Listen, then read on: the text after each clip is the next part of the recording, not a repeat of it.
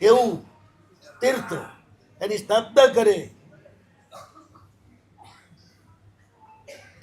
એટલે પ્રભુનું તીર્થંકર નામ કર્મ સાર્થક થાય. શ્રવણ સંઘ એ જ 25મો તીર્થંકર.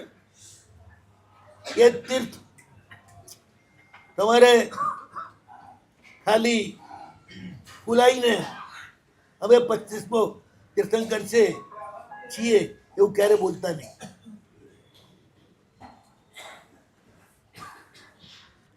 માત્ર ને માત્ર દાંતસાંગીના આધારભૂત એવો શ્રમણ સંઘ એ જ 25મો તીર્થંકર. એ જ્યાં સુધી વિદ્યમાન રહેશે ત્યાં સુધી આ શાસન ચાલ્યા કરશે.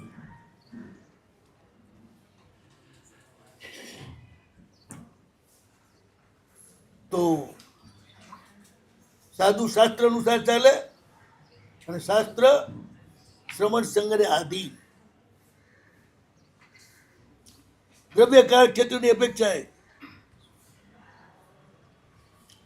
ગૌરવ લાઘવ લાભ હાનિ જોઈ અને બંધારણમાં ફેરફાર 2/3 બહુમતી હોય તો થઈ શકે એમ અહીં પણ એ રીતે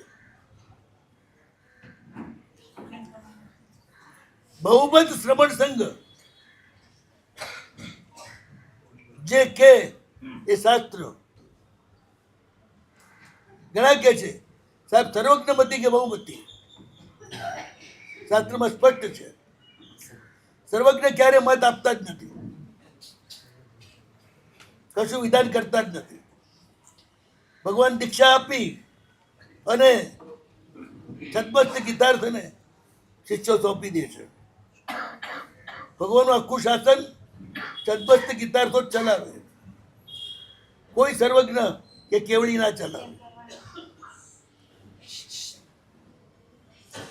આલોચના માટે પણ ગીતાર્થ આચાર્ય જ પ્રમાણભૂત. ભગવાન તમે પૂછો તો આલોચના આપે, જેટલું તમે કહો એટલા નીચ. તમે કબૂલ ના કરો તો પ્રભુ એનો કોઈ તમારી ઉપર એક્શન ના લે. જ્યારે આચાર્ય બધું તમારી પાસે કબૂલ કરાવડાવે. જેમ કાંટાથી કાંટો નીકળે ને એમ છદ્મસ્ત છે ને એ છદ્મસ્તી સીધો ચાલે. પ્રભુએ આ શ્રમણ સંઘની તીર્થની કેટલી મહત્તા કરી છે કઈ ખબર છે તમને? ભગવાન દીક્ષા લે ત્યારે શું બોલે? નવો સિદ્ધાંત. કેવળ જ્ઞાન થયા પછી નિત્ય દેશના આપે અને સિંહાસન પર બિરાજમાન ત્યારે પ્રદક્ષિણા કોને આપે? જે વૃક્ષ નીચે એમને કેવળ જ્ઞાન થયું છે એ ચૈત્ય વૃક્ષને પ્રદક્ષિણા આપે અને પછી નમો તિષ્ઠસ્સ કહી અને સિંહાસન ઉપર બેસે. સર્વજ્ઞ એવા પરમાત્મા છદ્મસ્ત એવા શ્રમણ સંઘ એને નમસ્કાર કરે.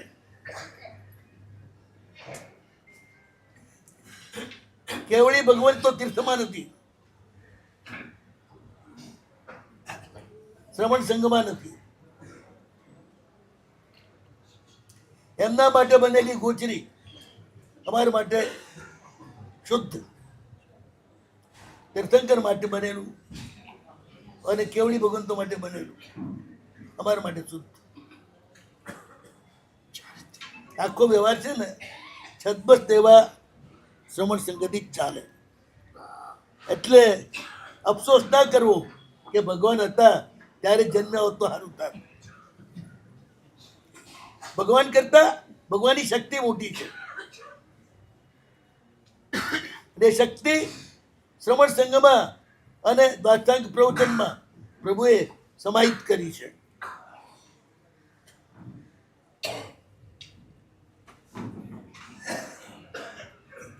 આપણે પ્રશ્ન એ હતો, સાધુ ગમે છે તો સાધુ પણ ગમે છે જ નહીં. તમારે સ્પષ્ટ કેવું સાહેબ, હીરા ગમે છે, કોઈને હીરો ગમે છે, પણ ગમે છે એનો અર્થ એ નથી કે લેવાની અમારી શક્તિ હોય, પણ લેવાની શક્તિ ન હોય એટલે ગમાડવું નહીં, એવું કોને કહ્યું?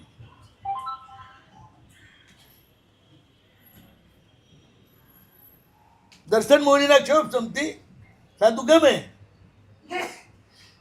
ચારિત્ર મોહનીના ક્ષોભ સાધુ પણ લઈ શકો. એનો ક્ષોભ કઈ રીતે થાય?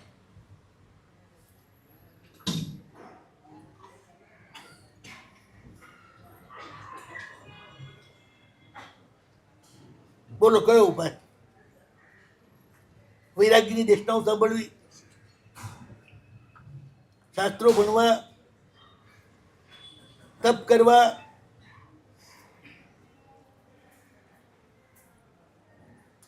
ચારિત્ર મોહનીના ક્ષોભનો ઉપાય શું?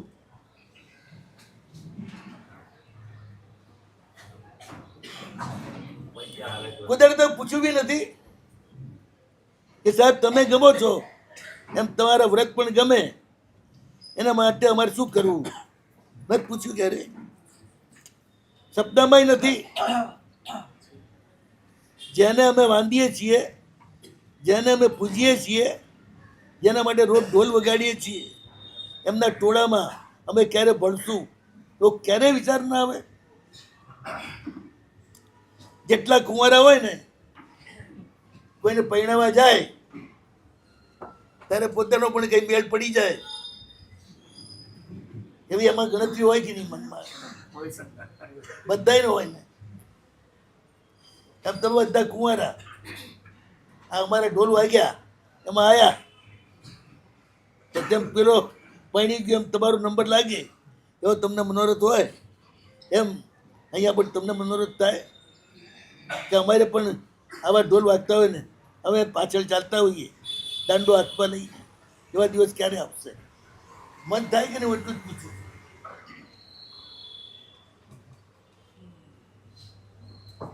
બીજું કઈ નહીં સાહેબ, દીક્ષા તમે લો, લાભ અમને આપો.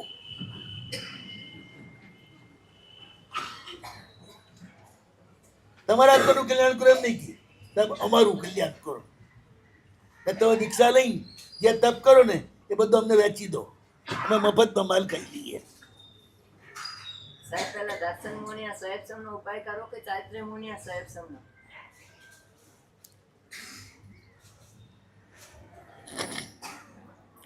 થોડા છે ને લંબાવું ને તો જ તમને તડપ થાય, અને તો જ હું કહીશ યાદ રહેશે, નહીં તો ભૂલી જશો પાછા. અને ભૂલતા જ આવ્યા છો. હમણાં ક્લાસ લઉં કે 4 દાડા પહેલા વ્યાખ્યાન થયું હતું, માં કયા કયા પોઈન્ટ ચર્ચા હતા, કેટલા જણા બતાવશે? એટલે અહીંયા છે ને તમે બહુ હોશિયાર છો. 2 દરવાજા ખુલ્લા રાખવાના, આમથી આવે ને આમથી જાય.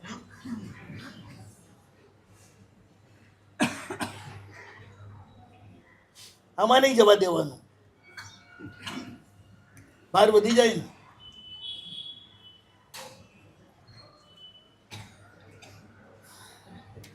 તીર્થંકરોનો તીર્થંકર કોણ બનાવે?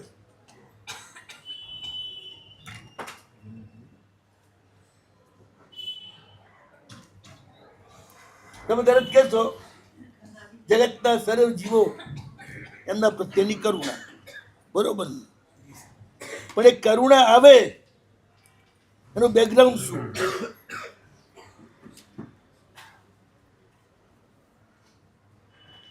આમાં તમારો જવાબ મળશે હમણાં.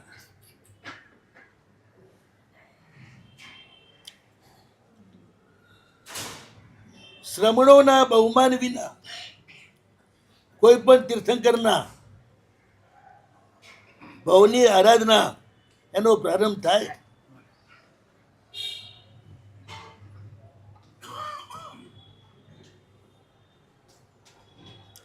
ભગવાન મહાવીર જંગલમાં પડેલા ભૂલા પડેલા શ્રમણો, એમના પ્રત્યે સહજ સદભાવ જાગ્યો કે સાંભળ્યું નતું આ બાળક બહુ સારા હોય, એમના પગલા થાય એટલે નવે નિદાન આપણા ઘરમાં આવી જાય, એવું કઈ સાંભળ્યું નથી. પણ જમવાના ટાઈમે કોઈ પણ અજાણ્યો અતિથિ આવે તો જમાડીને જમવું, આજે ભારતીય સંસ્કૃતિ. એકલા જમવું નહીં,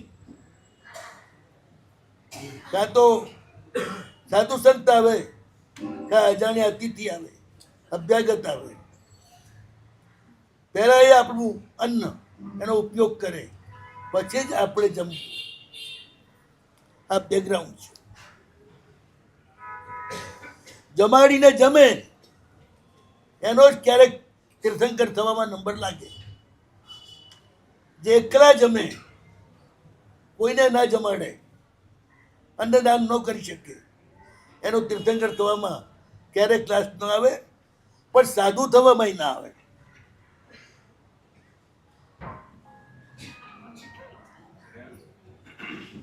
હવે વિચાર કરો, તમારી આજની કૌટુંબિક પરિસ્થિતિ કેવી છે?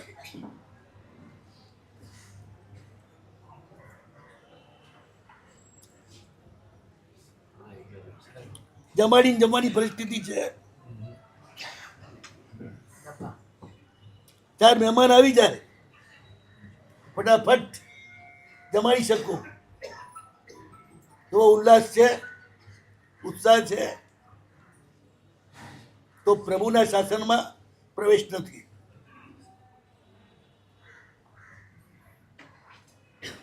મંદિરમાં જવાથી, માત્ર એ સાંભળવા આવવાથી પ્રભુના શાસનમાં પ્રવેશ નહીં મળે.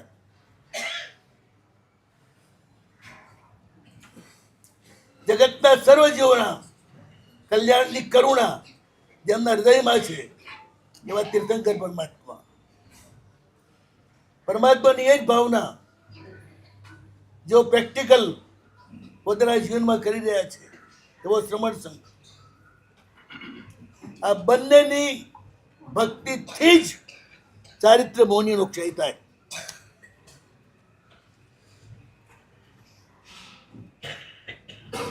જેને પ્રભુની ભક્તિ કરી નથી, જેને આવતા જતા ગુરુઓની સેવા શુશ્રૂષા અને ભક્તિ કરી નથી, એ કદાચ મોહ ગર્ભ, દુઃખ ગર્ભ વૈરાગ્યથી અમારે ત્યાં આવી જાય, પણ એ સંયમ એના માટે મોક્ષનું સાધન ના બને.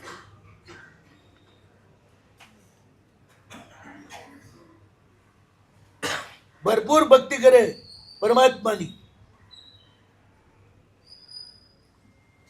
સાધુ સાધી ભગવંતોની, અને પછી ચારિત્ર મૌન્ય તૂટે અને જે સંયમ લે એ માત્ર આત્મકલ્યાણ માટે જ લે. એની નજર માત્ર પોતા ઉપર જ હોય. ઉપાશ્રયમાં ગુરુ મહારાજ પાસે કોણ આવ્યું કોણ ગયું એના ઉપર પણ એ શિષ્ય શિષ્યાઓની નજર ના હોય.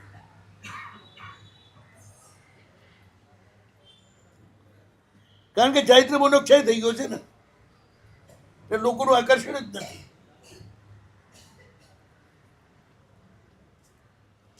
અનુકૂળતાનું આકર્ષણ નથી. તો ગ્રસ્તો સાથે શા માટે પરિચય કરે?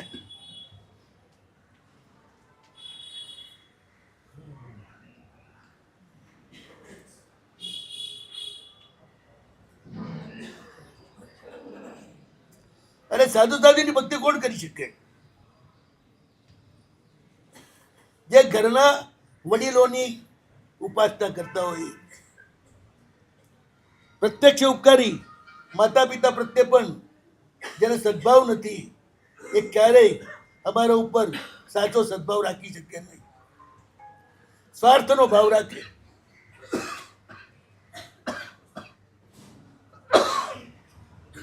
આ ક્યાં લિંક છે? તીર્થંકરો માટે બે બહુ મહત્વના વિશેષણો છે. આકાલ મેતે પરાર્થક વ્યસનીના, એ હંમેશા પારકી ચટ્ટીના જાગતલ જ હોય.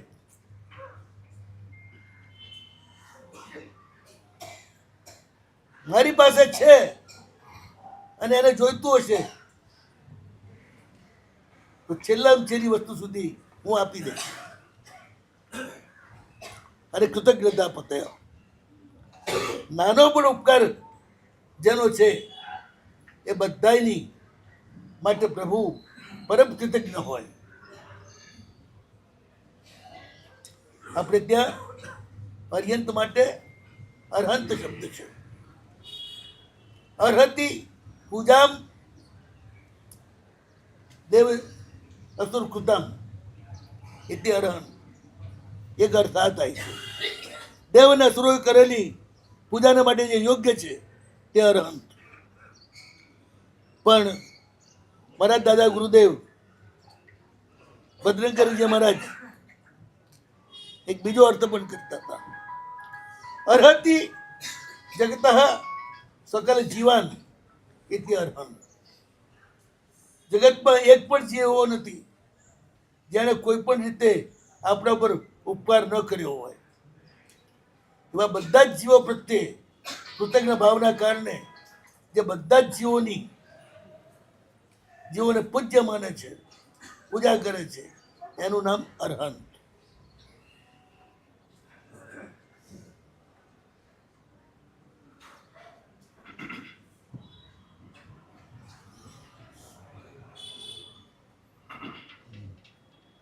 નિસ્વાર્થ ભાવે ખૂબ સાધુની ભક્તિ કરી હોય, પરમાત્માની ભક્તિ કરી હોય, શક્તિ હોય એવા શ્રેષ્ઠ પદાર્થો,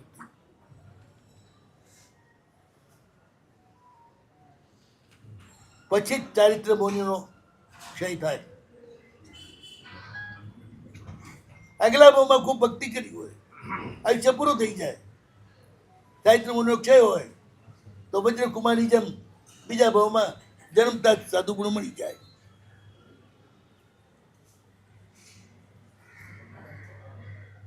પણ મૂળમાં દેવ ગુરુની ભક્તિ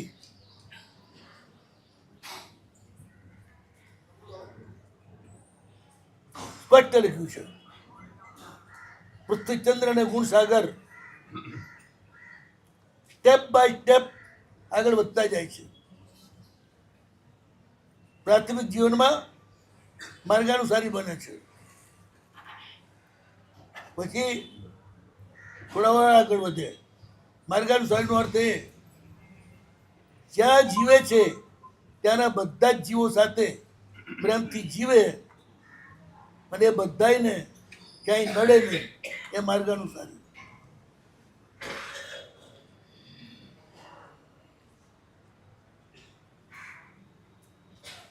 પછી બોધી બીજ વાળો સાધુને જોઈને રાજી થાય, ભગવાનની મૂર્તિને જોઈને રાજી થાય, એટલે એને બોધી બીજ પડે. પછી કોઈ પણ સાધુની નિંદા ન થાય, દુર્ભાવ ન થાય તો એ બીજ રહે, નહીં તો બીજ બળી જાય. બીજ રહે તો પછીના ભાવમાં બોધી મળે. ત્રીજું સ્ટેપ. પેલા બોધી બીજ મળે, પછી બીજ બોધી. પહેલા સાધુને ને ભગવાનને અને એના ફંક્શનને જોઈને રાજી થાય. આપણા વરઘોડો નીકળ્યો ને એ જોઈને રાજી થાય એ બોધી બીજ. તો બીજ પડે. પછી બોધી આવે. બોધી એટલે જીન શાસનની પ્રાપ્તિ, એટલે પ્રભુના શ્રમણોની સંગત. સમ્યક દર્શન ને બોધી બે જુદા છે કે એક જ છે? સાધુ ગમે, શ્રમણ સંઘ ગમે એ બોધી, અને ભગવાન જે કહે છે એ સાચું એ સમ્યક દર્શન. એટલે બે બંને જુદા અલગ છે, બે જુદા છે. બિલકુલ અલગ. તો બધા અર્થ બે કેમ કરે છે? હરિભદ્ર શ્રીમાએ સ્પષ્ટ લખ્યું છે દિલ શાસન પ્રાપ્તિ.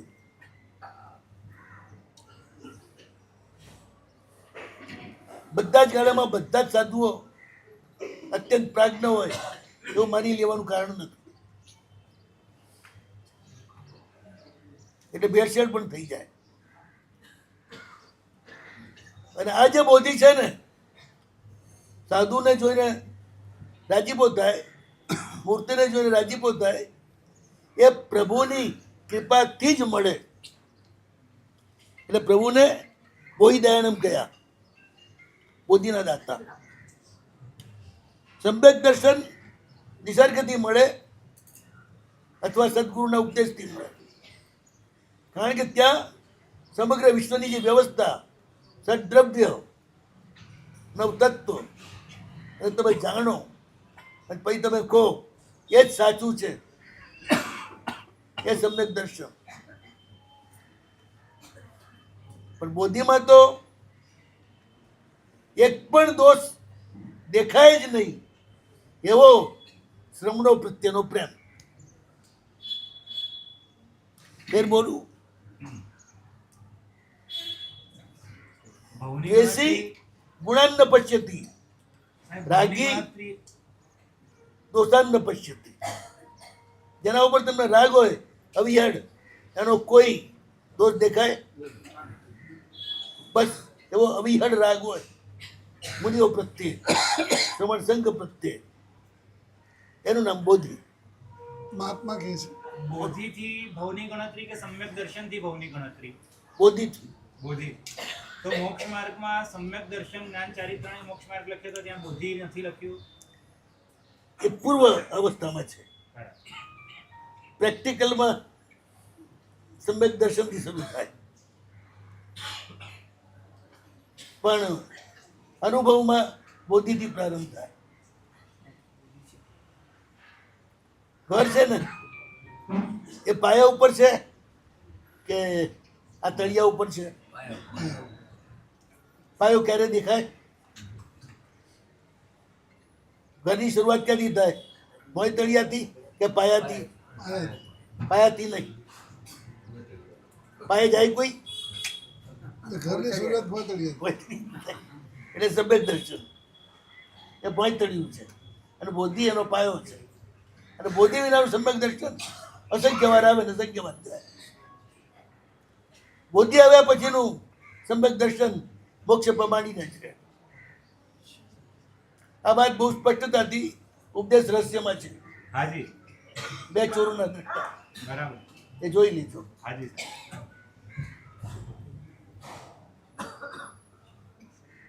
એટલે ફેર પૂછું, તમને ઓળખીતા સાધુ ગમે છે કે સાધુ માત્ર ગમે છે?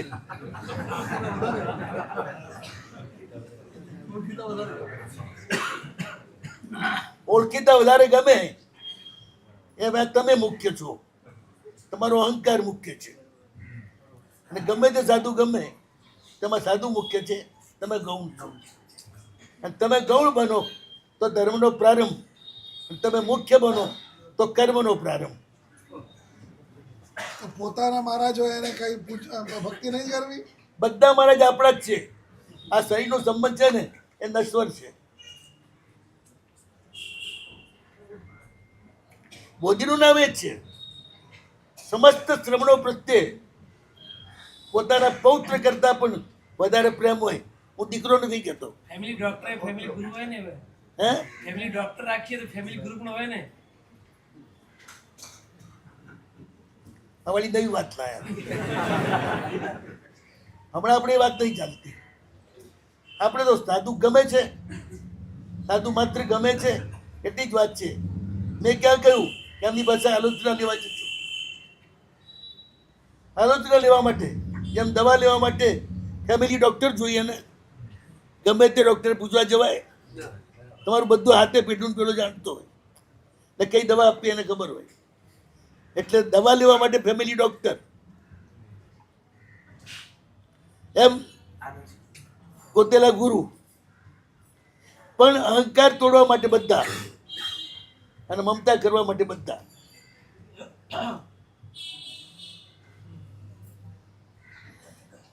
આલોચના લેવા માટે વેશ માત્ર ગમે અને બહુમાન કરે ત્યાં જ બોધિનો પ્રારંભ. સાધુને પણ ગુરુબાઈઓ ના ગમે તોય બોધિ ભ્રષ્ટ. અન્ય સમુદાયના સાધુ એના પ્રત્યે બહુમાન ન હોય તોય બોધિ ભ્રષ્ટ. માટે ભદ્રબાહુ સ્વામી જેવા મહાપુરુષ પણ બોધિ માંગે છે, સમ્યક દર્શન નથી માંગતા. એ તો કહે છે સમ્યક દર્શન મળશે એટલે બધું કામ થઈ જશે. એ વાત કરી, માંગ્યું બોધિ, સમ્યક દર્શન ના માંગ્યું.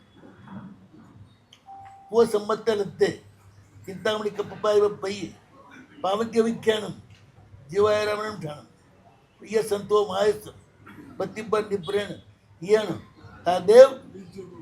તુચ્છ બોહિમ ભવે ભવે. એટલે બે ચીજ જુદી થઈ કે નહીં? અરે પગામ સજા આવડે છે? બોલો. બોયવું સંપદાવ્યું બોલો. સમતમો સંપદામે ને બોય આ કોઈ પેરા કોઈ હોશ में जान વિક્ષતમ પરિયાણામી समझ સમજવું સમજાવી પછી આ કોઈ પેરે કોઈ હોશ સમજાવ આવી ગયું ને આનંદ. બે એક તથ્ય નક્કી થઈ ગયું ને. બીજા કોઈ પાઠ જોઈએ છે? સાધુને પણ સાધુ ના ગમે. ઘણી વાર કૂતરા જેવું થઈ જાય. એમ કૂતરાને બીજું કૂતરું ના ગમે એમ. થોડી આકરું રાખશે તમને, પણ આ હકીકત છે. મથેણ વંદામી કરતા જોર આવે.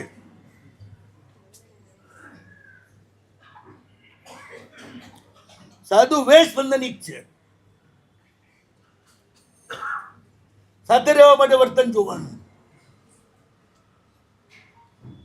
સમાજારી જોવાની. પણ એ અમારે, તમારે નહીં. સાધુ માત્ર વારા લાગે ને પોતરા કરતા એ ત્યારે સમજજો કે બોધી આવી છે. ચારિત્ર મોને ખપ્પાની વાત કરતા હતા એ બસ આ બોધ્યા એટલે ચારિત્ર મોના અક્ષરની શરૂઆત. જેને ભગવાન ગમે, ચમત્કારિક નહીં, જે હોય તે.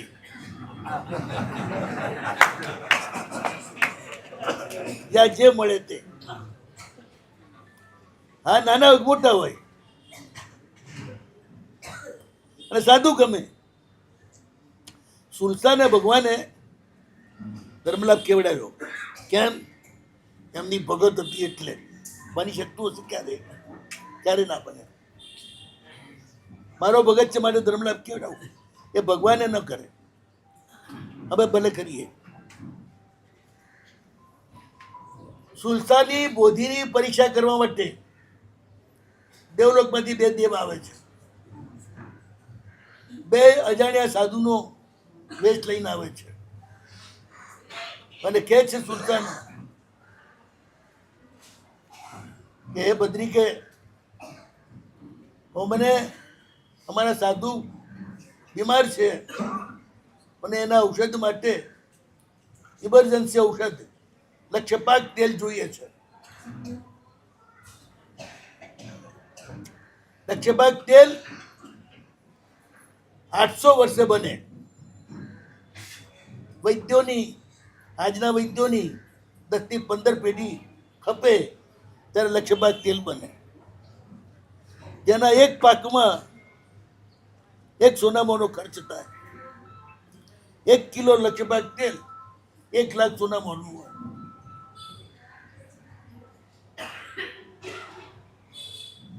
ચાર લીટર તેલ,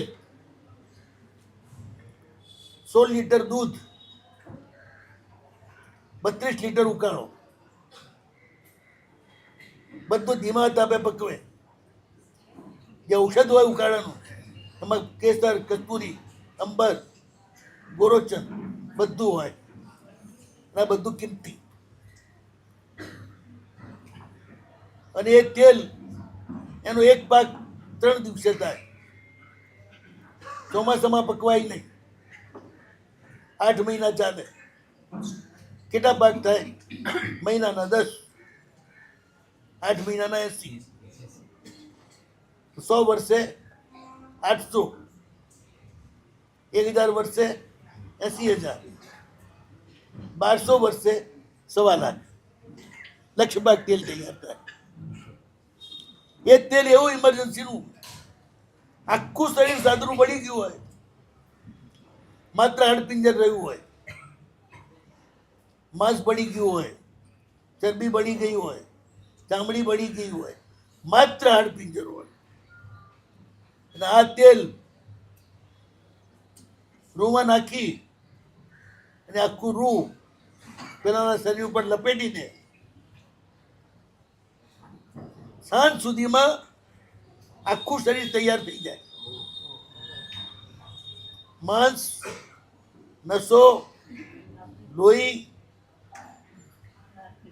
ચામડી, 32 વર્ષના યુવાન જેવું શરીર 4 પ્રહરમાં તૈયાર થઈ જાય. એનું નામ લક્ષબાગ તેલ. અત્યારે ક્યાં મળે? નામ ક્યારે સાંભળ્યું તમે આનું? પહેલી વાર. તો પછી ક્યાંથી મળે? સતપાક મળે, સતપાક 100 પાક વાળું. આર્ય વૈદ્યશાળા, કોટ્ટકલ, કેરાલા. પ્રાપ્તિ સ્થાન 100 પાક વાળું. એ 100 પાક ને 17 પાકના તો તેલ છે ને, સિદ્ધાર્થ મહારાજા માલિશમાં વાપરતા હતા.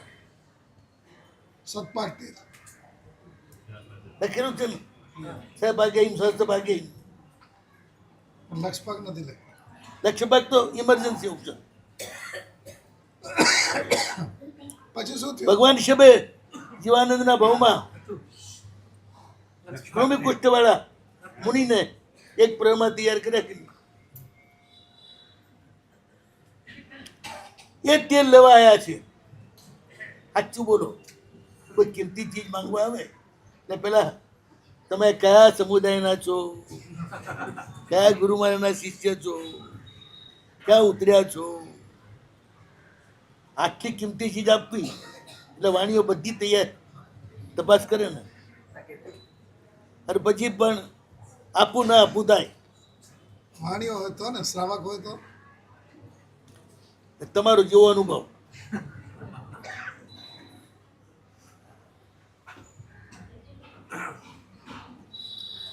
સુલતાને કહ્યું, સુલતા કશું પૂછતી નથી. મારા પ્રભુનો વેશ એ મારા ઘરે પધાર્યો છે, એને જે હોય મારા ઘરમાં આપવું એ મારી ફરજ છે. હર્ષથી ઘરમાં જાય છે. પ્રભુ મહાવીરના શિષ્યો નથી. આ તો માયાવી દેવો જ છે. કુપ્પો લઈને આવે છે આવડો મોટો 1 લીટરનો. દેવો તો માયાવી જ છે. આવતા ઠેસ લાગે છે ઉંબરાની. હાથમાંથી કુપ્પો પડી જાય છે, ચિનાઈ માટીનો. આપણે અથાણા માટે જે રાખતા ને બૈરી એવી પડી, ટુકડા થઈ ગયા, તેલ ઢળી. હવે શું થાય બોલો? આઈ કાઢો નીકળી જાય ને. સુરસાના રોગમાં કઈ ફરક નથી પડતો. કઈ વાંધો નહીં, હજી બીજા 2 કુપ્પા છે. બીજા કુપ્પા લેવા દોડી, એ લઈને આવે છે. બીજા ઉંમરમાં ઠેસ લાગી, કુપ્પો છૂટી ગયો, ફૂટી ગયો, તેલ ઢળી ગયું. સાચું બોલો, મારા બુંદિયાર જ લાગે. બોલો નહીં, આમના પગલા પડ્યા ને આવડું મોટું નુકસાન થઈ. કઈ વાંધો નહીં, ત્રીજો કુપ્પો છે, મારા ગુરુને કામ આવશે. ત્રીજો લેવા જાય છે. એમના ગુરુ ક્યાં હતા? વેશ મુનિનો જેને પણ પહેર્યો હોય એ બધા ગુરુ. ત્રીજો કુપ્પો લેવા જાય છે. પહેલા તો પરીક્ષા કરવા જાય છે. ત્રીજામાં ટેસ્ટ, બધું તેલ ઢળી ગયું. સુતાની આંખમાંથી આંસુ ખર્યા.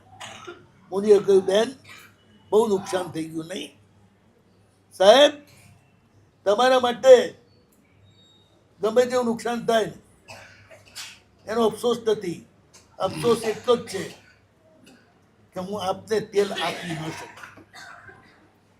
કેવી અભાગણી છું, 3 કુપ્પા હોવા છતાં પણ આપને તેલ આપી ન શકું. દેવોને ખાતરી થઈ ગઈ નીચેથી લઈને આપી શકે કે શ્રમણ સંઘ ઉપરની આની શ્રદ્ધા એને કોઈ ચલાવી ના શકે. અને એવી શ્રદ્ધા હતી શ્રમણો ઉપર, માટે ભગવાન એને ધર્મલાભ કેવડાવેલો. તમે બધા એવું સમજો છો ભગવાનની પરમ ભક્ત હતી. ભગવાને ચોખ્ખું કહ્યું છે, જો એગમ વિહિલઈ તો સબમ વિહિલઈ તો મમ વિહિલઈ. જો એગમ અવમન નહીં તો સબમ અવમન નહીં તો મમ અવમન નહીં.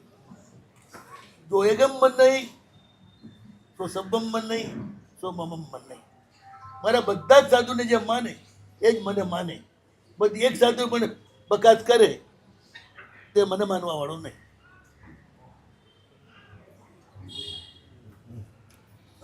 શ્રેણિકને પણ આવી જ બોધ્યો હોવાના કારણે તીર્થંકર નામકરણ બંધાય છે.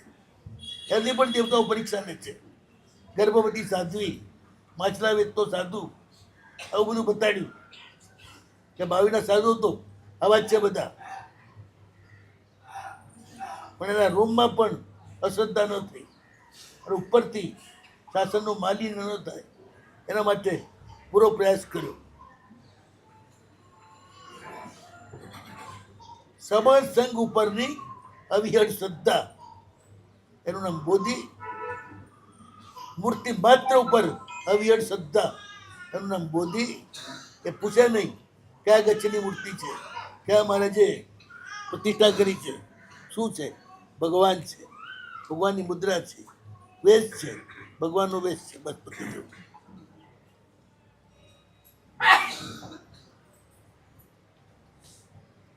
આ બે પ્રત્યેની તીવ્ર શ્રદ્ધા તમારા ચારિત્ર મૌનીના ભૂક્કા બોલાવી દે.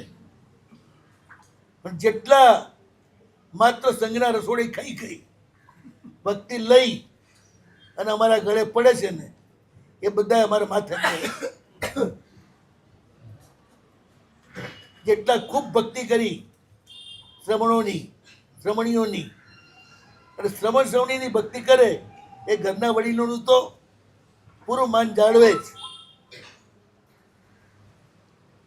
ઘરમાં મમ્મી કહે તે રોટોય ના ઉપાડે, એ છોકરી શું આવીને અમારું ભલું કરવાની હતી.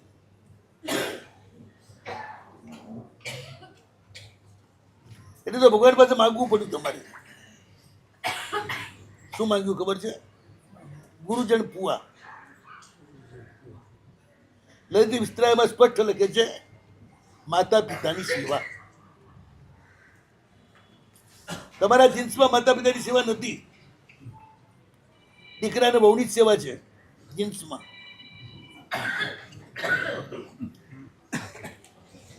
એટલે એમાં હું તમને ફટકારું નહીં, મને ખબર જ છે. અસંખ્ય ભાવ પશુના કર્યા, કોઈ પશુ મા બાપ તો સેવક હોય છે. એટલે આપણું શું કહેવું છે? બધા પશુમાંથી આવ્યા છે તો મોક્ષમાંથી આવ્યા છે.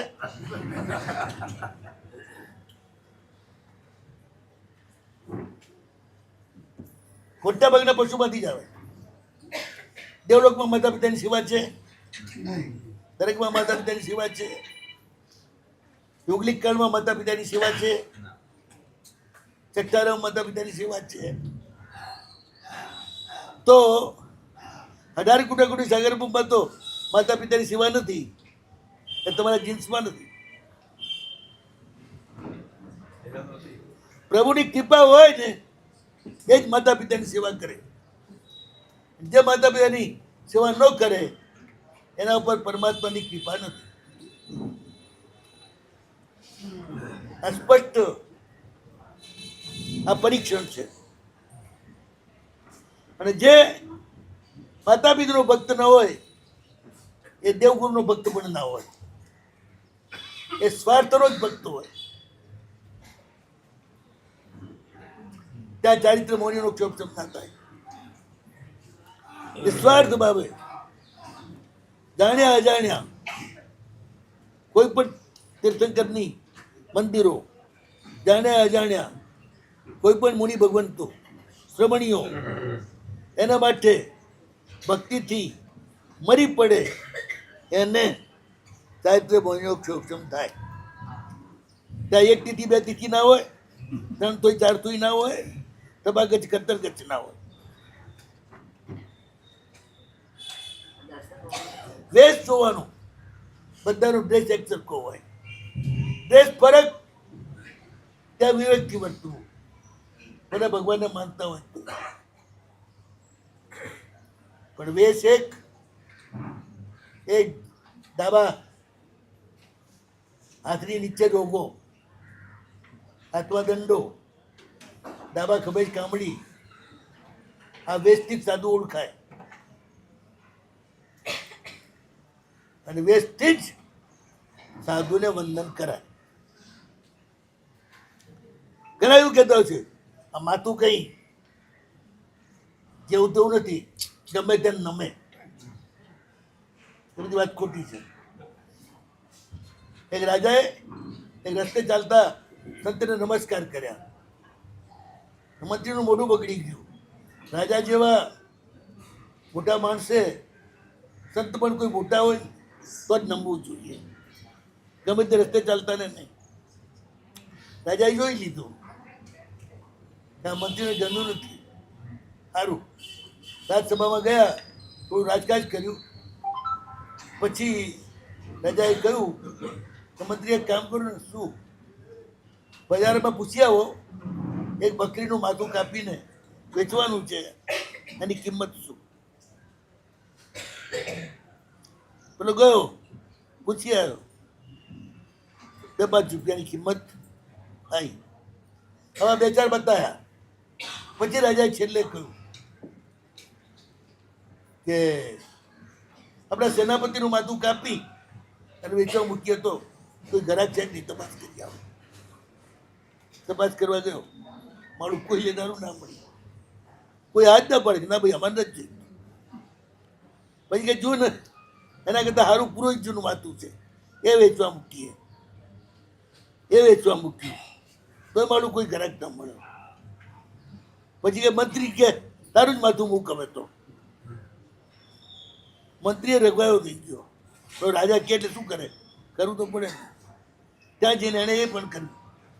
સાહેબ કે મારું માથું પણ મફતમાં કોઈ લેવા તૈયાર નથી, પૈસાથી તો છોડો.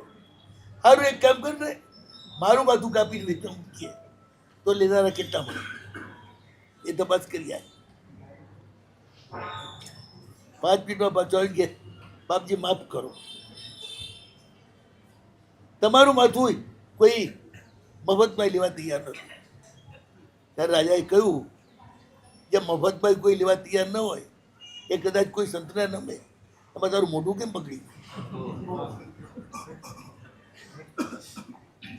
તમે છે ને તમારા માથાની બહુ મોટી કિંમત આંકીને ફરો છો, પણ કોડીની એ નથી. તમારી ખોપડી હજી કોઈ લે સાફ થઈ ગયા પછી, પણ માથું તો કોઈ ના લે. અને એટલે કોઈ ગુરુમાને નમે ને એમાં કંઈ વાંધો નથી. અને તમે વેસ્ટથી જ સાધુને ઓળખો, પોલીસને સી રીતે ઓળખો? ડ્રેસથી જ ને, કે ડ્રેસ વિના? સાધુ વેસ્ટથી જ ઓળખાય. તમારે વેસ્ટનું જ બહુમાન કરવાનું. અમારે સમાચારી એક હોય તો બહુમાન કરવાનું. અમારા લખણ તમારે નહીં લેવાના. અમે વંદન ના કરીએ તમારે ના કરે એવું નહીં કરવાનું. અમે લોકો છે ને સંસારી ભણામાં પાક્કા પ્રેમ સુરીમાના ભગત, 2 તિથિવાળા. પણ પ્રેમ સુરીમાં જે ક્યારેય કહ્યું નતું બીજા કોઈ આવે તો બહુમાન ના કરતા. થારે કાશી આવે ને એને પકડીને ઓરવા લઈ જતો.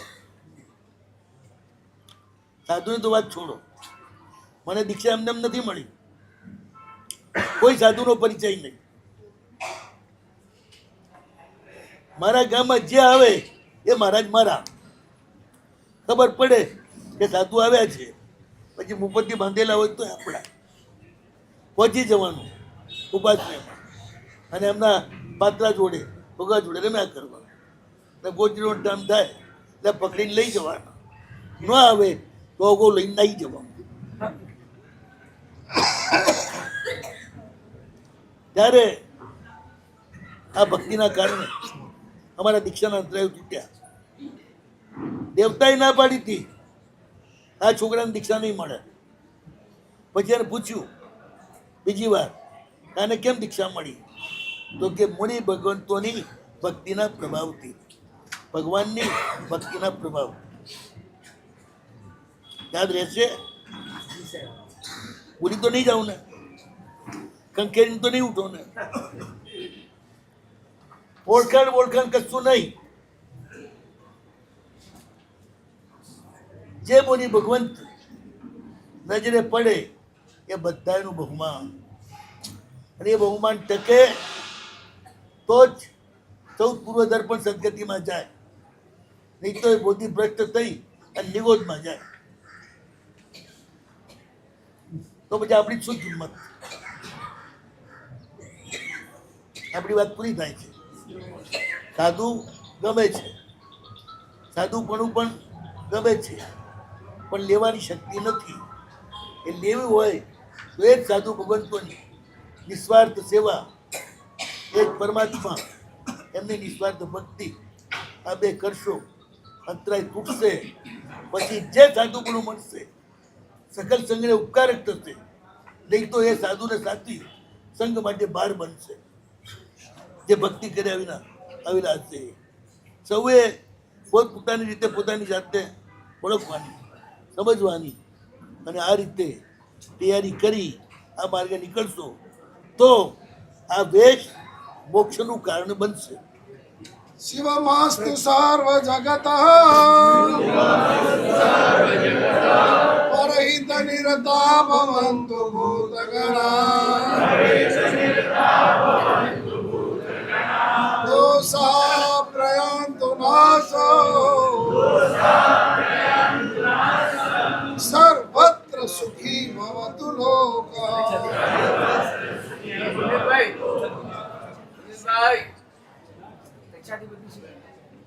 સુનિલ સુનિલ બે મિનિટ સાહેબ નો સમાન ન થયું. બસ દર્શન આપવા જાય છે.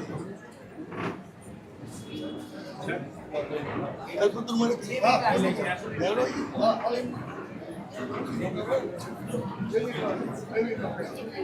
વંદનજી મહારાજ ચરણોમાં કોટી કોટી વંદન. કલાપુર સુલસેજી મહારાજ સાહેબ, પરમ પૂજ્ય આચાર્ય વિજય મહારાજ સાહેબ, પરમ પૂજ્ય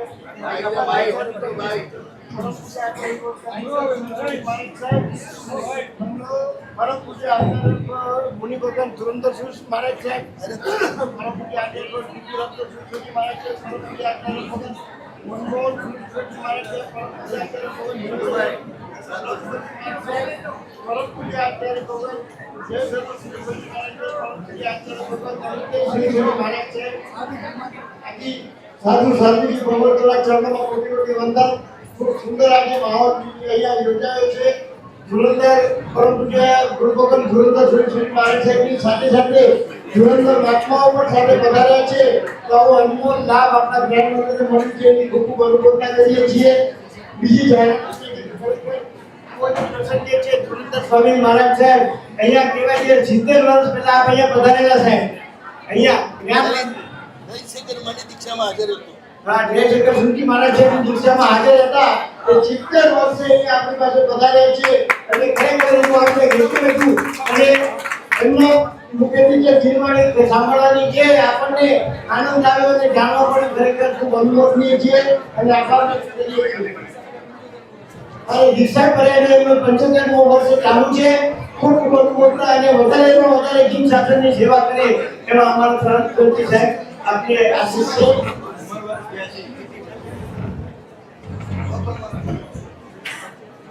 આજની સાહેબનો પછી નવરાત્રીનો ઉપર લાભ આપવા માટે ખાસ બધાને વિનંતી. મોકાજીના લાભાર્થી છે શત્રુબેન જયંતિલાલ ધોળકપુરીના તથા જ્ઞાન મંદિર ટ્રસ્ટ ગુરુજી અમારો અંતરનાથ ગુરુજી અમારો અંતરનાથ પ્રભુ કૃપા से गुरु मिले